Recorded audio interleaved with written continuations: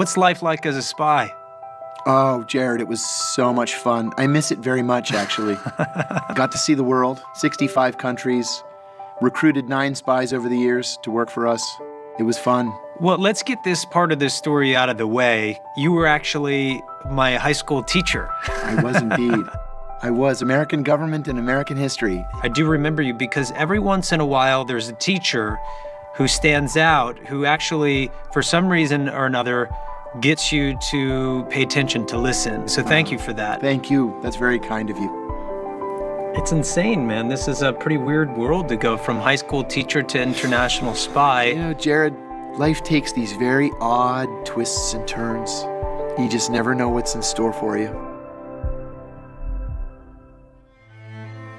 That last semester that I had you in class, I went to see the professor, and he said, listen, I ought to tell you, I'm not really a professor here.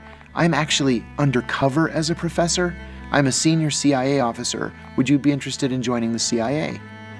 And I said, sure. Hadn't really thought of it, but I was getting married soon after graduation. I had no job, and I thought, well, this sounds like fun. So next thing I know, a few months later, I was in the CIA. When I first arrived, somebody met me at the front gate, and they took me into an auditorium with about 30 other people, and I raised my right hand and I swore to uphold the Constitution. I didn't swear to keep the agency's crimes a secret, but I swore to uphold the Constitution, and I meant it. And they put me to work on Iraq, and they said the reason I was being assigned to Iraq was that nothing ever happened there.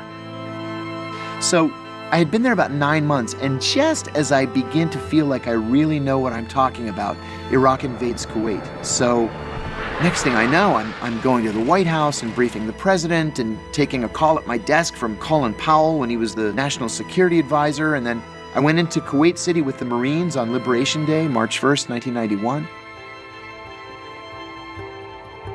I went through the whole traditional clandestine operations training.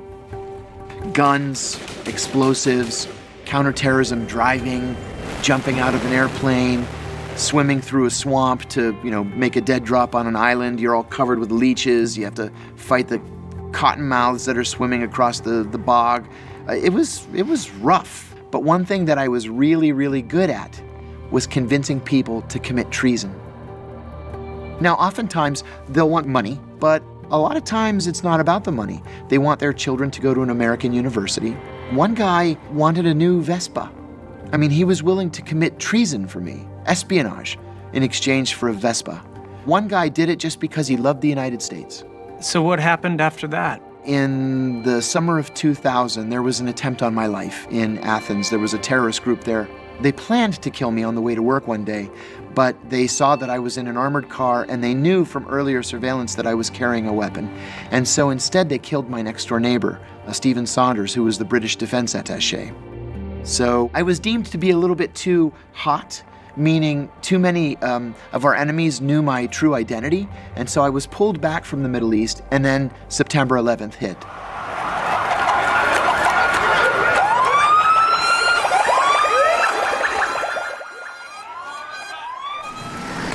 It was in Pakistan as the chief of counterterrorism operations that I led what became the biggest counterterrorism raid in CIA's history.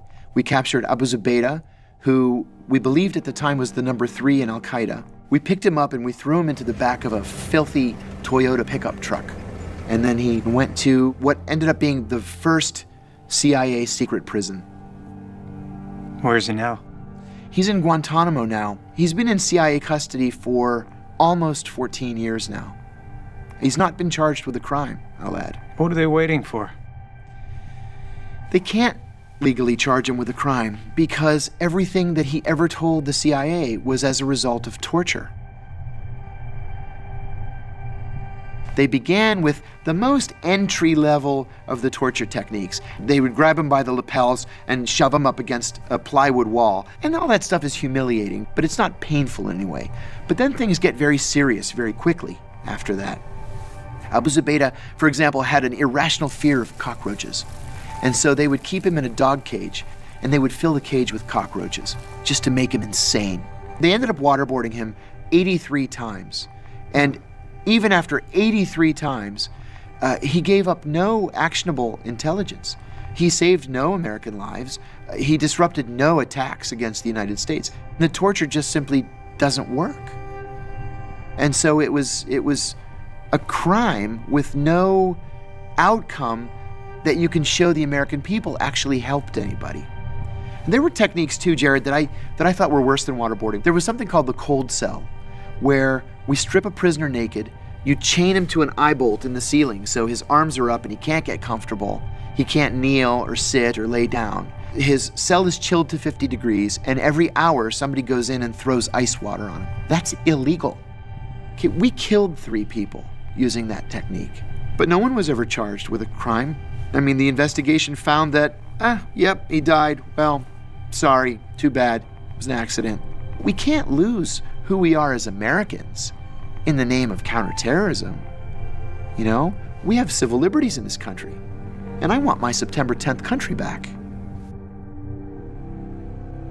I left the CIA in 2004. I went into the private sector, and I kept my mouth shut for 5.5 years. And in 2007, I got a call from Brian Ross at ABC News.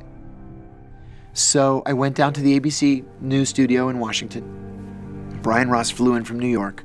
And I said 3 things in that interview that utterly changed the course of the rest of my life. I said the CIA was torturing its prisoners. I said that torture was official U.S. government policy. And I said the policy was approved by and signed by the President of the United States. The CIA was very angry with me for airing the dirty laundry.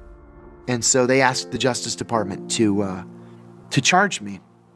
In January of 2012, I was charged with 3 counts of espionage for the ABC News interview. Now, the point really was not to find me guilty. The point was to make an example of me, to deter other whistleblowers from coming forward. And the Justice Department really has this down to a science. They know that your attorneys are very expensive. I had 11 attorneys, and I was looking at 45 years in prison. I said, I'm not doing 45 minutes. I'm gonna fight this. I don't care what it costs. That's not really what your defense attorneys want to hear. And, you know, we got up over $1 million, and they said, look, I think we should investigate the idea of a plea. And they said, well, what do you want us to offer them? I said, tell them I'll do 1 year and a day. 1 year and a day would make me eligible for early release at 10.5 months. So we offered 1 year and a day, and they came back with 3 years. We went with 2, they said 2.5, and they said it's our final offer, so what do? I have 5 kids at home. Do you roll the dice, knowing that the government wins 98.2% of its cases, according to ProPublica? I couldn't take that chance, so I took the deal. And then just a couple of months later, my attorneys drove me up to prison and dropped me off. Anything that keeps you up at night? I'm not sure that we can trust our government. Everything that the CIA has told us since 2001 has been a lie, and it doesn't matter who's in the White House. In August of this year, 2015, the White House killed 424 people. In August. These are people who've never been charged with a crime. They've never faced their accusers in court. They've never had their day to explain themselves. We're just supposed to take the CIA's word for it that these are bad people. But then we have these independent voices, Human Rights Watch, Amnesty International, the International Committee of the Red Cross, saying, wait a minute, 90% of these people are innocent civilians who just happen to be near the site of these drone attacks.